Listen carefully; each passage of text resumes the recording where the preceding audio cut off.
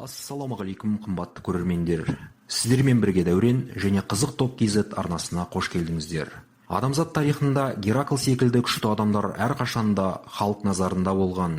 Біздің халқымыздың да арасынан шыққан Қабанбай батыр, Қажымұқан Мұңайтпасов, Балуан Шолақ сияқты аталарымыздың тарихтағы орны бөлек. Бұл видеода мен сіздерге қазіргі уақыттағы әлемдегі ең күшті адамдардың тізімін ұсынамын.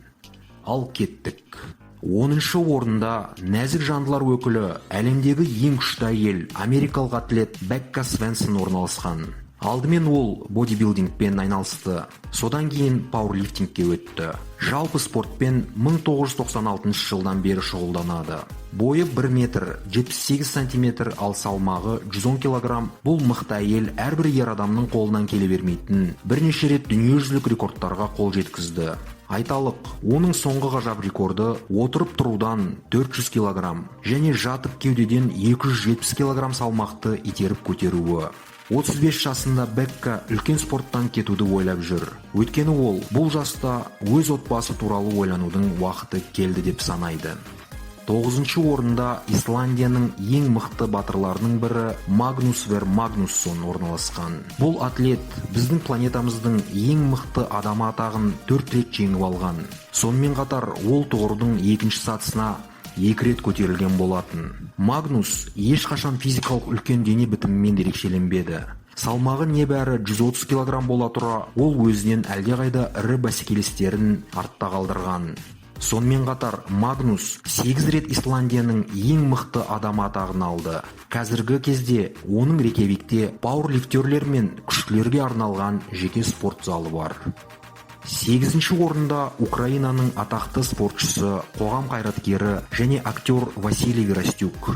Ол 1974 жылы Одесса қаласында дүниеге келген. Василий балалық шағынан спортқа деген қызығушылығын танытып, күрес, футбол, тағы басқа көптеген спорт түрлеріне қатысқан болатын. Бірақ үлкен ағасының нұсқауларынан кейін ол жеңіл атлетикамен, атап айтқанда ядро итерумен айналысуға шешім қабылдады. Кезінде Украина құрамасының сапында да болып көрді. Бірақ 2000 жылы ол өзінің күшіне сеніп, күштік көп сайыстарға қатысып, көптеген белестерді бағындырды. Соның ішінен 2004 жылғы әлемдегі ең күшті адам байқауының жеңімпазы атағын алғанын айтуға болады. Василий Веростюктың параметрлерін атап айтсақ, бойы 191 сантиметр, ал салмағы 150 килограмм. 7-ші орында әлемдегі ең күшті адам байқауының 5 дүркін чемпионы және бірнеше рет жүлделі орындарға ие болған поляк Мариуш Пудзяновский. Бұл 42 жастағы спортшының бойы 186 сантиметр, ал салмағы 120 килограмм. Ол 11 жасында Кёкусинкай карате үйірмесіне қатысып, 15 жастан бастап 7 жыл бойы бокспен шұғылданған. Ал пауэрлифтингпен жалпы 13 жасынан айналысады. Мариуш әлемдегі ең күшті адам байқауының бірнеше жарыс түрінен әлем рекордшысы. Сонымен қатар штангыден Польшаның 4 дүркін жеңімпазы. 2009 жылдан бастап ММА-ге де қатысқан.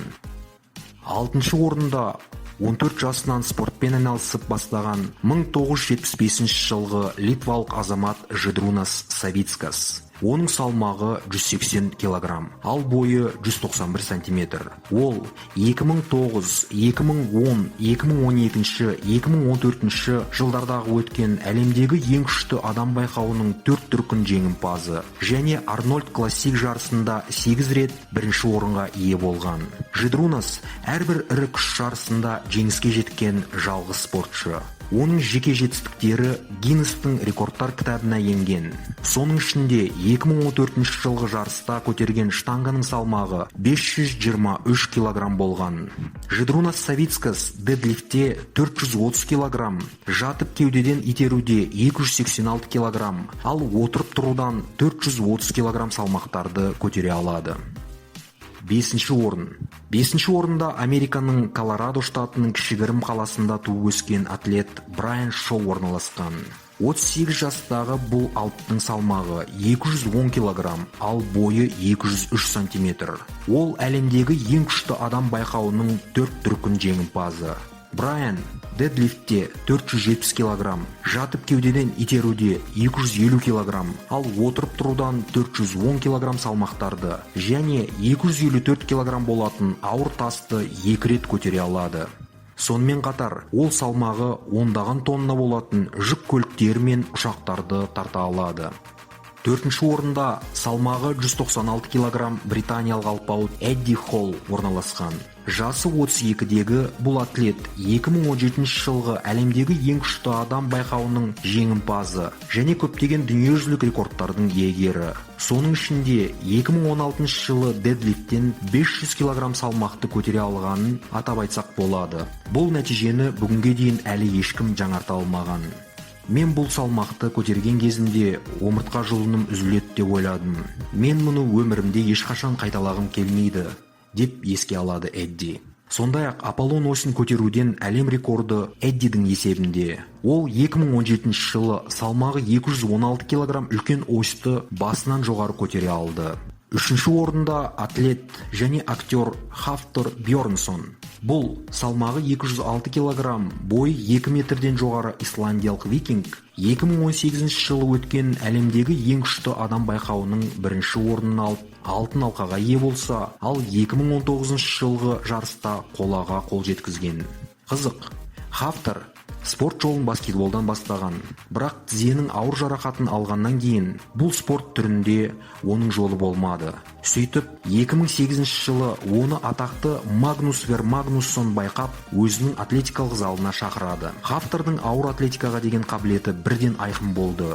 Осыдан бір жылдан кейін Бернсон Вестфорд Викингке қатысады. Онда ол 4-ші орын алады, ал келесі жылы жеңіске жетеді. Қазіргі таңда ол 2011 жылдан бері Исландияның ең күшті адамы деген атақты ешкімге бермей жүр. Екінші орында 150 килограммдық гантельді бір ғана қолмен көтеретін Польшаның тағы бір батыры 26 жасар Матеуш Килишковский. Ол 16 жасында спорт залға жай ғана жаттығып, дене бұлшық ет бітімін дұрыстау түрге келтіру үшін барған болатын. Алайда Матеуш 2 жыл ішінде спорт залдағы барлығынан озып түседі. Осылай оның үлкен спорттағы жолы басталады. Өзінің күш-жігерін ең бірінші рет 17 жасында жарыстарға қатысып тексеріп көреді. 20 жасында профессионал деген мәртебесін алып, әрі қарай өзінің деңгейін көтеруді жалғастырды. 23 жасында Килишковский әлемдегі ең күшті адам жарысына қатысып, тіпті мықтылардың ондығына кіріп, 6-шы орынға ие болды. Ал 24 жасында бұл турнирде 2-ші орын нәтижесін көрсете алды. Сонымен қатар, ол Польшаның ең күшті адамы атағының 3 мәрте иегері. Жақын болашақта әлемдегі ең күшті адам байқауының чемпионы болуына барлық мүмкіншіліктері бар. Ал достар, бірінші орынға да жетіп қалдық. Бірінші орында 1990 жылы Латвияның астанасы Рига қаласында дүниеге келген Америка Құрама Штаттарының азаматы Мартинс Лицис. Салмағы 150 кг, бойы 1 метр 89 сантиметр. Бұл спортшы қазіргі таңда 2019 жылдан бастап әлемдегі ең күшті адам байқауының қазіргі чемпионы атағына ие. Сонымен қатар Арнольд Классик жарысының күміс жүлдегері. Осымен біздің дайындаған әлемдегі ең күшті адам тізімі тәмам. Достар, егер де сіздерге бұл видео ұнаса, лайк басып, каналға жазылуды ұмытпаңыздар. Және қалай ойлайсыздар, қазіргі қазақ жігіттері арасында осы тізімде болатындай алыптар бар ма? Өздеріңіздің ой-пікірлеріңізді комментарияда жазыңыздар. Көргендеріңізге рахмет. Келесі қызықты видеоларда жүздескенше сау саламат болыңыздар.